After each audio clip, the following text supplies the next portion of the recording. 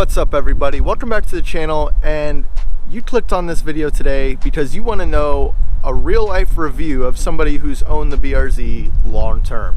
You're in the market right now, you're probably looking at used ones. You want to know first gen, second gen, pros and cons of this model in particular. I personally have owned this car for 8 years. I bought the car in 2015 and have put since then 83,000 miles on it. I got it at 7,000 miles and it is now at 90,000 miles. It has been nothing but reliable to me. It has never left me stranded.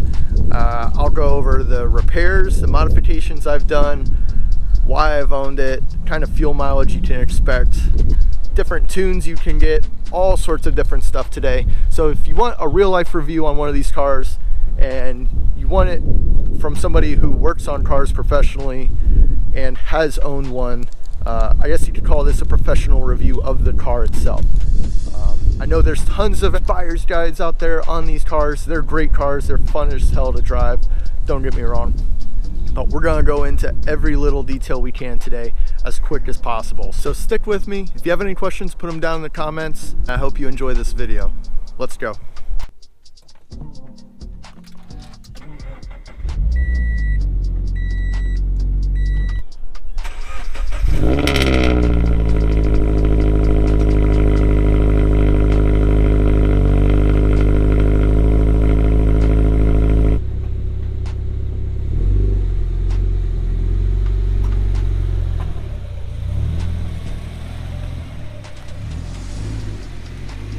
Alright, so real quick before we get going, I'm going to go over a few little quick things I've done outside of the exterior modifications that you may or may not see. It is a Perrin 2.5 inch non-resonated catback, 100% factory exhaust from then on forward to the headers. So for tuning, originally when I got the car, I didn't really want to do too much to it, but I eventually got into tuning the car, and my first tune on the car was a Tetrix cable. These you can get for about 150 bucks, and all it is this little OBD2 port, and it plugs into your computer. What I did was I ended up getting the OFT tune off the internet. You can get the OFT tune files without getting the Open Flash tablet, OFT Open Flash, right? And I used that tune through the Tetrix cable. It worked. It was an older OFT ROM, but it still worked. From then, I went ahead and bought ECU Tech. Now, this is obviously the way to go. You spend a lot more money on it, but you don't have to go through all sorts of hurdles just to get a tune into your car and worry about destroying your ECU. With Tetrix cable, you run the risk of frying your ECU if you upload the wrong tune, and so on and so forth. Granted, that could still happen with this one, but it's much safer to do. So ECU Tech is the way to go with tunes. Open Flash tablet is really just open source, and you're paying for a tablet. It's, in my opinion, it's not really worth it unless you just want a very generic basic tune. So ECU Tech for tunes is what I recommend anybody do, because they run these on GTRs, Supras, anything, almost everything nowadays you can get ECU Tech for. Okay, maybe not everything, but you can get ECU Tech for a lot of things nowadays. So I bumped in a little bit of timing, adjusted the air fuels to where I needed it to be. Nothing crazy. I dynoed the car on my buddy's dyno. I think it made like 165 horsepower to the wheels, up from 155, something like that. Again, it's 93 octane pump gas, nothing crazy. So that's the tune that I would suggest. The only thing I have a problem with on the interior, a lot of people used to complain about this, but I've come to the conclusion that this is actually how it's supposed to be. And this right here just keeps popping up. That's the only thing I have a problem with. But as you see, I just push it back down and it's good for a little bit, and then it'll pop back up as we get going down the road.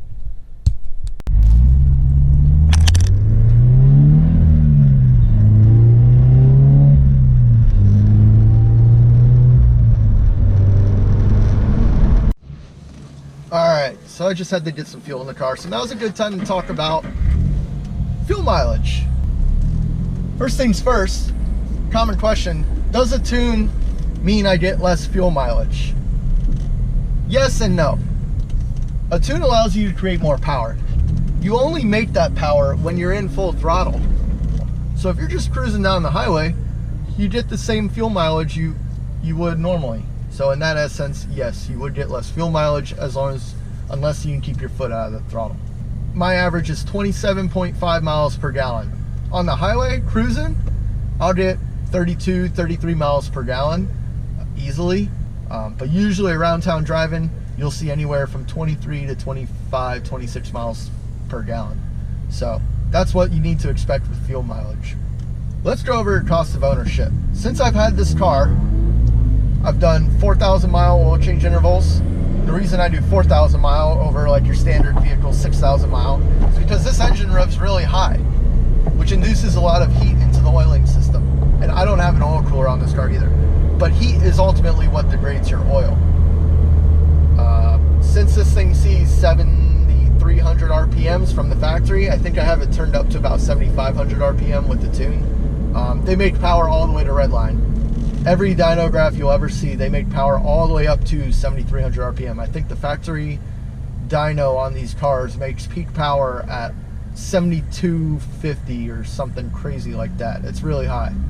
The D4S fuel injection system is Toyota's version of having direct injection as well as port injection. So even though this is a 4-cylinder motor, it has 8 fuel injectors, which is good because that means you don't get the common coking of the valves that is caused from direct injection.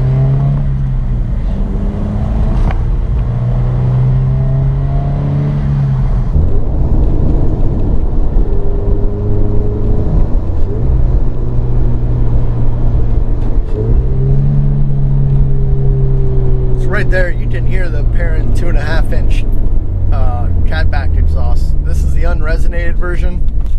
I'm not sure if you can hear it through the video, but there's not much droning or anything like that. It's not overbearing, it's not too loud. It's just enough to hear an exhaust note. I think it's perfect. I've had that exhaust on the car since 2016. It's a very nice kit, V-band, fits perfectly, sounds great.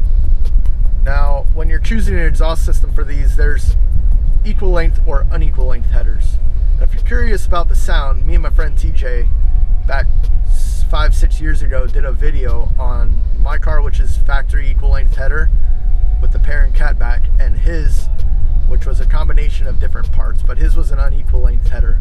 And you can listen to this video right here and compare the sound between the two. Make your own decision. It's really a matter of preference when the car is stock.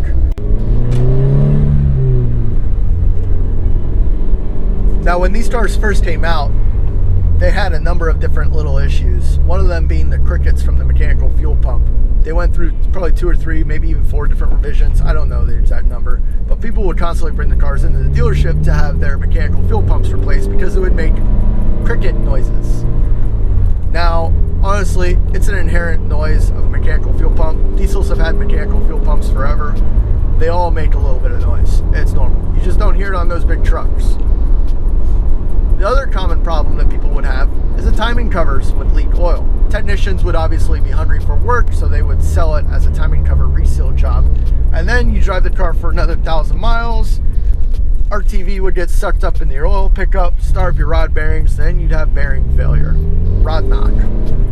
Another thing to look for is the 2013 model year BRZ FRS had a valve spring recall. If it hasn't been done, then your valve springs may very well be the early rendition of them, and they're weak.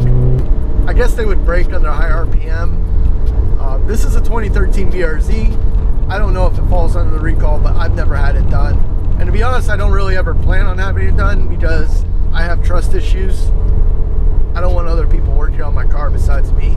So those are some basic things that when you search for problems for these, you'll run into. Another thing, personal opinion, is the axles on these are prone to breaking if the car has been lowered too much.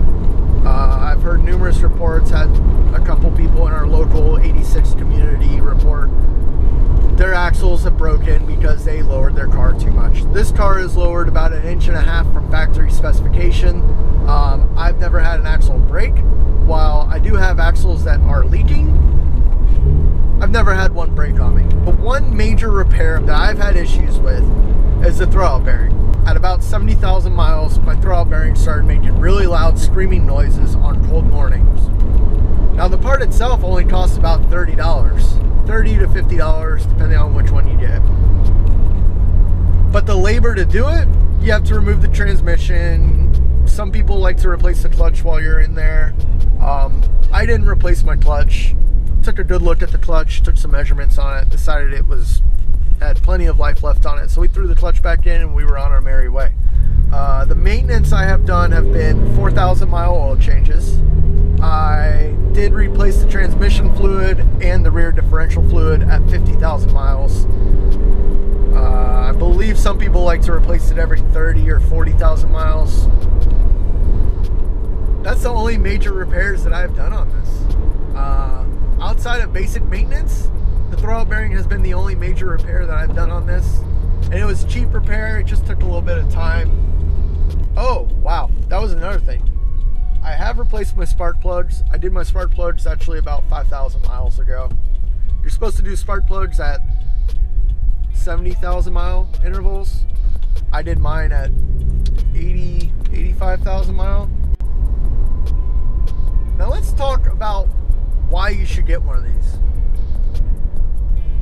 Outside of these cars being slow, they do handle really well. It's a great platform to get into because there are loads of aftermarket support for these cars. There's so much aftermarket support, and it was all thrown onto the market like immediately. You can get dozens of headers, tons of different exhausts, plenty of intakes. There's plenty of people out there willing to tune the car for you. You will have zero problem finding aftermarket support. There's probably a dozen or more turbocharger kits available. So we're going to be installing a turbo kit on this. It'll be an HTS turbo kit, and I wanted to show you one of the common things that go wrong on these. As you can see on here, this is something to look out for. This is what the timing cover seal looks like when it's been leaking for a while. This is why I also say that it very well could be overfill from the oil filter and oil fill neck. Now if they remove this and oil spills down, it'll run along this and get all the way down here, all along here, create a big oily mess, which is why I think it's been commonly misdiagnosed. As you can see, there's all sorts of room in this engine bay. There's normally fans right here that take up a little bit more space, but the amount of space you have in this engine bay is incredible. If you're looking for a car nowadays and you go to 90% of these new sports cars, you're not going to find any room in the engine bay. You're going to find covers all over the place. You won't even see the motor. Not these, which is one more reason why I love these cars. And you basically lift the hood and it just is like in your face. Modify me, do stuff to me, put a turbo on it. You can sit there and complain that it's slow all day long, or you can throw a turbo kit on it and enjoy the car. Don't get me wrong, you can enjoy the car stock NA as well. People have made 200 horsepower out of the factory motor, no turbo, just E85 and a tune and an exhaust. So everyone has their own way of modifying cars, of course. For instance, I like the very OEM style look. I got OEM wheels on this, lowered 1.5 inch with wheel spacers and TRD GT86 wheels. So that's how I like to do things. TJ likes to go really low. He used to like to go lower, and then he got some common sense and realized that I don't need to drive a car that low. He's got really nice taste in wheels, some side splitters. The car is wrapped. It's normally a white car and he's also obviously got the black hood. Alright, so let's compare the FRS and the BRZ. Obviously you got different front ends, different front bumpers, but aside from that, the cars are 90%, 99% the same. Let's go ahead and compare the interiors. So as you can see, TJ's got FRS red seats, red stitching. They are all cloth, whereas on the BRZ, again, these are 2013 and 2014 cars. Everything after this, well, this is actually a 2017 seat. 2017 seats have the embroidered BRZ logo, but these are Alcantara leather with the suede inside. I love this interior on mine. Everything's black with red stitching. But TJ's got the red shift knob, and he swapped out this for a suede TRD passenger panel cover, whatever you want to call that. Basically, you can get these cars from anywhere between $10,000 to $20,000. It's a great first owner's car. You can't go wrong with the modification list. They're not too fast, they're not overpowered. When they first came out, they were known for being in accidents. there was actually something called the 86 curse. Now, many people, they thought that they were hot and they wanted to go drifting and they wanted to go racing, even though the car isn't that fast. Which is just proof to say that, you know, it doesn't matter how much power the car makes, you're still gonna have those people out there who will try to run the car to the ground and destroy it ultimately, and then blame the car for its mishaps. Perfect example. This is your first track car and you want to take it to an autocross event. You drive it hard the entire time you're there without any thought of how the oil and engine are working together, because as that engine's revving high, it's creating a lot of heat, and with that heat it really starts to thin out the oil. Now on these cars, you don't have an oil cooler hooked up and you take it to a autocross event, you will more than likely spin bearings. If not the first time, it will happen eventually. Oil coolers are very important on these cars. And yes, the royal blue, World Rally blue paint that Subaru is noted for. I think this was only available for the first couple of years that they created these. It might still be available. I know they did change the paint code itself. It's still called World Rally blue, but they changed the color or the shade of blue that they use. Now, if you look in the SCI forums, you'll see that these are noted for having paint issues and the clear coat peeling very early on.